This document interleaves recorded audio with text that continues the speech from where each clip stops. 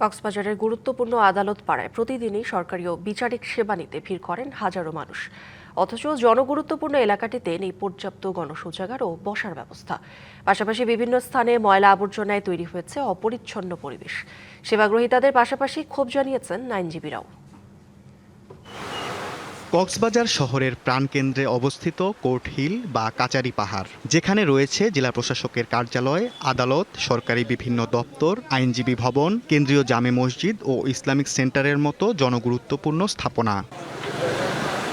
কিন্তু এসব প্রতিষ্ঠানে সেবাগ্রহীতাদের বসার মতো জায়গাও নেই, আর গণশৌচাগার না থাকায় পোহাতে হয় অবর্ণনীয় দুর্ভোগ। সেবাগ্রহীতাদের অভিযোগ, আদালত এলাকায় নির্মিত আধুনিক বিশ্রামাগার ন্যায়কুঞ্জ ভাড়া দেওয়া হয়েছে কুলিং কর্নার হিসেবে। গণশৌচাগার আর ব্রেস্ট ফিডিং কর্নার থাকলেও সেগুলো পরিত্যক্ত। জেলা প্রশাসকের বিল্ডিংয়ে যে আমাদের কোর্টগুলো চলে, তার প্রত্যেকটা কোর্টের পাশে দেখবেন মলমূত্র পড়ে আছে। বাংলা কিউআর যেখানে, নগদ পেমেন্ট সেখানে।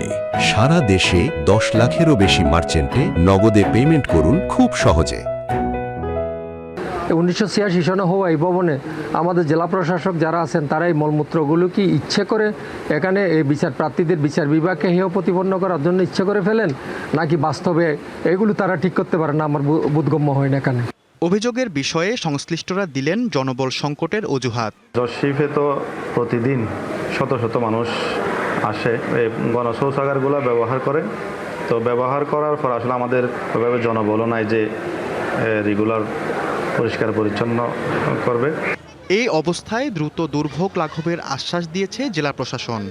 ব্যবহার উপযোগী করার জন্য প্রয়োজনীয় পদক্ষেপ গ্রহণ করতেছি। ইতিমধ্যে আমাদের পাবলিক হেলথ ইঞ্জিনিয়ারিং ডিপার্টমেন্টের সাথে কথা হয়েছে, যেগুলা ব্যবহার অনুপযোগী আছে সেগুলোকে ব্যবহার উপযোগী করার আমরা পদক্ষেপ নিচ্ছি। দ্রুতই নাগরিক দুর্ভোগ লাঘব হবে, এমনটা প্রত্যাশা স্থানীয়দের। DBC news desk.